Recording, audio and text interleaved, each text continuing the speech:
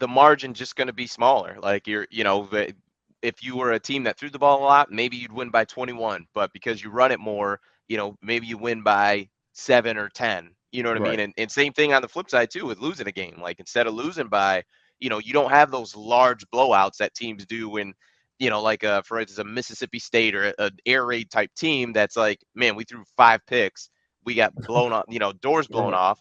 Like Right. you don't have those huge drop offs where you're just, you're getting blown out. It's just like, no, we lost by 14.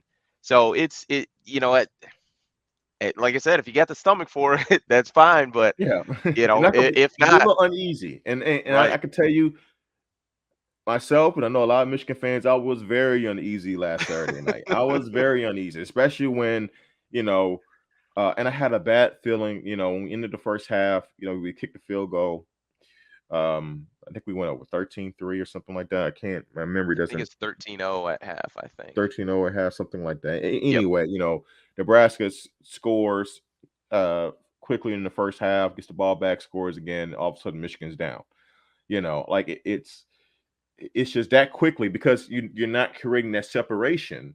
Hmm. That quickly, you can find yourself back in a dogfight. Where at one point it seemed like you were in control of the game, right? But Hmm. all it took was a little bit of a mishap and a couple of drives. All of a sudden, you're back uncomfortable again. And credit to the team, for the first, I think the first true adversity they faced all season, they responded multiple times in that game. So it's very encouraging. But all in all, you still did need you needed Adrian Martinez to do a Adrian Martinez thing, which is to turn the You ball needed him over. to come through for you. We needed him to come through because even so, like I didn't have in that second half. I mean, Nebraska was moving the ball against Michigan. They really were. I didn't have a lot of confidence that we could stop them on that drive. That's what I was banking on, a turnover. I was praying to the football gods that we would get a turnover, and we got it.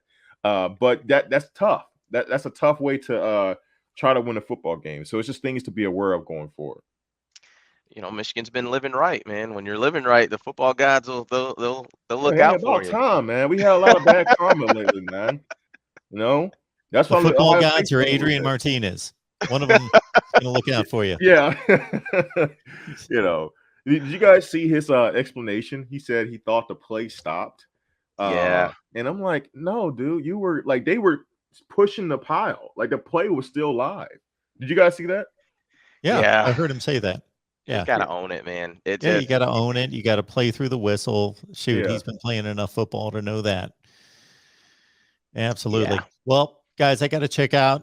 Amazing job as always. I hope everybody that's watching this, whether it be live or on the replay, knows to catch these guys after every Michigan game. And I know that's about 10 days away from now. So don't forget, because the Michigan game, obviously none this week, but the Northwestern game, Des and Dre do an amazing job wrapping up Michigan every week. So guys, I'm going to check out. You have a good rest of your conversation there. We'll see you. Thanks, Mark. So, Dre, I got a question for you. Go ahead. Do you find it odd that teams aren't stacking the box against Michigan? Because when to preface it, going into the Wisconsin game, I thought for sure that we were going to see a loaded box. We were going to see 8 men in the box, and Wisconsin just absolutely dare you to throw the football. And they didn't do that, which I thought was odd. But Well, what no, do you think that's odd? no, for two things. One, I don't think, yeah, of course, they weren't stacking the box, but I think they were coming downhill pretty quickly. I think Hmm. they were guessing run first and they're reacting to pass secondly. So, like, not in terms of formation stacking the box, but in terms of mentality and approach to the play, I think they were definitely reacting run first. Safety is coming downhill first, then they see a pass, which is why the flea flicker works so well in the Wisconsin Yeah. game. And I think also it's due to just the spread, the fact that Michigan's in a spread formation, right? You can't just out of just discipline, you can't, you got to be at least cognizant of the guys on the outside. So it's just tough to do. It's a lot easier to stack the box when it's a pro style offense, right? Because you got the tight ends and everything's a lot more in the box, literally. Literally in the So box. between the hashes, right? So it's just a little bit different. You know, I think if I were a D coordinator and let's say whatever Michigan State, I have no idea who their D coordinator is, but I would have 8 guys in the box. Like my for your covering your slot guys, I would just have my outside linebackers just basically split the difference from the tackle to that guy, but creep in a little bit more to the run game. And I would make Michigan throw me out of, having 8 in the box. Like until you're gonna throw a bubble screen consistently and have, those guys out wide, catching the ball and running, like until that happens consistently, like I'm not going to stay in my base defense and just let you run the ball at will. Like I'm going to make you throw the ball, and I'm just because I know that if I don't do that, like Michigan's a good enough running team and that defense collectively that I know they can beat me that way. right? Can they beat me just throwing the ball? Like if I get them out of, we're going to run the ball and get them off schedule behind the chains.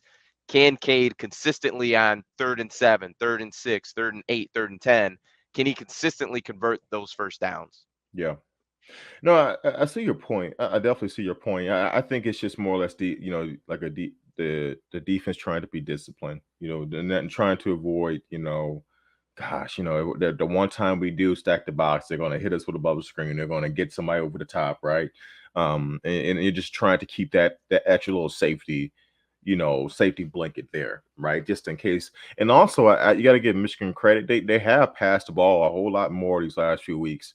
And, Hmm. they're not, even though they're still running the ball effectively, they're not gashing like they were the first few weeks. And most of that, I think, is due to the level of competition. Hmm. It's harder we said that, right? It's just going to be, you're not going to get 300 yards rushing, as the schedule gets tougher. These teams are just too good for you to do that. Hmm. And that's why we wanted them to diversify their offensive attack, which they've done. But I just think, and so now, look, like even though Cade's had, a few, hiccups here and there with accuracy, he still has proven that he can throw the ball, and you got guys, even though, Roman Wilson didn't play, you saw Baldwin, make plays. You saw Sanders Steele make an incredible catch. You saw Eric in his I think they were curl routes over the middle of the field. Wasn't really post routes, but getting about 7 to 10 deep, sitting in the zone, being an easy option for Cade, especially when under pressure. So those are things that you may not fear on defense, but things you have to respect. And so now that I think that also adds an extra little dynamic that the opposition has to think about.